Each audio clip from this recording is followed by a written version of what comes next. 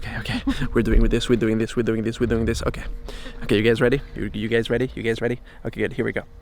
Hi everyone, this is Chris, and we're going to have an episode today on 3 Leica cameras, the M9, the M240, and the M10. We'll talk about their pros, we'll talk about their cons, the looks, and how they compare to one another. This is solely based on my own personal experience, and you are more than welcome to leave comments in the comment section down below. I have seen a lot of videos on YouTube that compare 2 cameras or that just talk about one, but I haven't found any that really talks about the 3 major models that came out in the last 10 years, hence this comparison.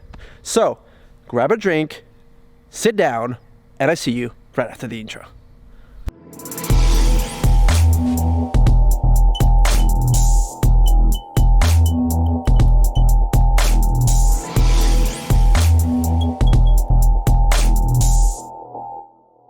Okay, good. So, Leica M9, M10, and M240. There are obviously differences between these cameras, and that's the first thing that I would like to talk about. So, we're going to start with the first one, which is the Leica M240. So, what are the main differences from the other 2 cameras? Okay, so the first thing is that there is a record button. This records video in standard definition, which is 640 x 480 in HD and in full HD. Those are the 3 formats that you get with this recording function. There's no 4K here, and all resolution come at 24 and 25p. These are unstable footage. I'm gonna put a sample right here. Hello, so this is the quality of the Leica M240 video recording with no stabilization. So we're gonna try to move a little bit forward. You can see how unstable and how shaky it is. We're gonna have some sun in the lens. But here we go, that's to give you a little sample of the quality. Unedited, straight out of the Leica M240. The camera is significantly thicker than the M9 and the M10. This probably is due to the added video functionality. When I say significantly, I mean it's a little bit thicker, but thicker and heavier enough to make a difference from the other 2. So that's the main differences that I see in the M240. All right, next we have the Leica M9. So what are the differences in this camera that came out over a decade ago in 2009? The first thing is the sensor is 18 megapixels compared to 24 in the Leica M240 and the Leica M10. The screen is very low resolution, so you don't want to use the screen to judge how your photos came out. A bit like you would do with a camera back in the day on film. The ergonomics of the buttons on the back are round compared to the other 2 models that are different. They have evolved over time. The body is the thinnest of all 3 cameras with 37mm versus 39mm on the M10 and 42mm on the Leica M240. The CCD sensor that we find in the M8 is also included in this camera versus the CMOS that we will find in the Leica M10 and M240. So there's a light right here for the guidelines for the framing. This has been removed from the M10 and M240 and has been replaced by an LED light. So this little window here, gone. And this does not, like on the M8, have a live view function. So you will not be able to see what you're shooting straight from the screen. Okay, last but not least, Leica M10. I smile because this one is my favorite of all 3. Obviously it's the latest, but in sequence I prefer this one, then the M9, then the M240. That's my preferences personally. So the buttons layout on the back is much simplified.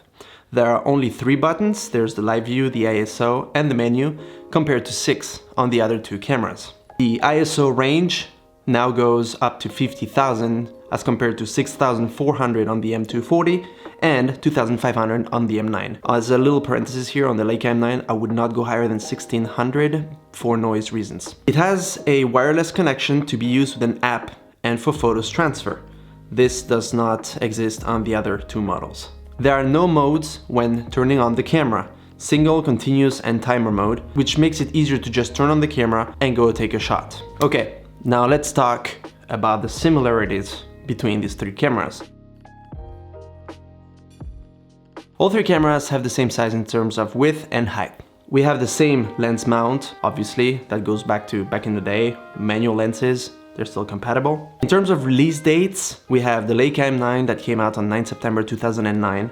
We have the Leica M240 that came out on 17 September 2012, and we have the Leica M10 that came out on 18 January 2017. So the M9 and the M240 only have 3 years difference compared to the Leica M10 that's 5 years older than the Leica M240. As you can tell by these shots that I took with all 3 cameras, I'm gonna be rolling out a bunch now so you can see the differences. I'm gonna put all 3 photos, the M9, the M240 and the M10, so you can decide by yourself which one is the best photo. These are straight out of the camera, unedited. I tried to capture the same framing. The M240 and the M10 had a 35mm and the Leica M9 had a Voigtlander 40mm because I didn't have another 35mm. Sorry about that. But at least it gives you a close idea to what it looks like.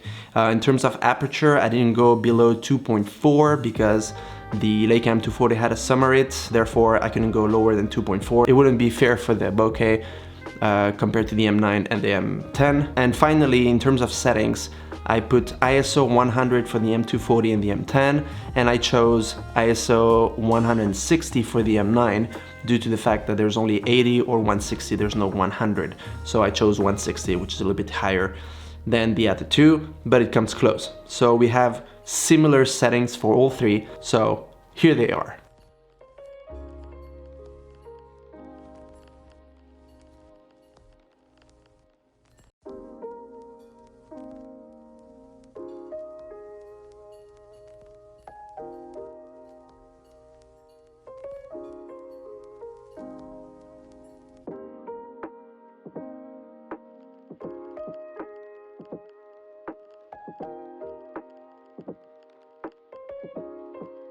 Okay, so now you have seen the differences, the similarities, and you have seen some test shots that give you a little bit of an idea as to what these cameras look like and the results. Here's my conclusion.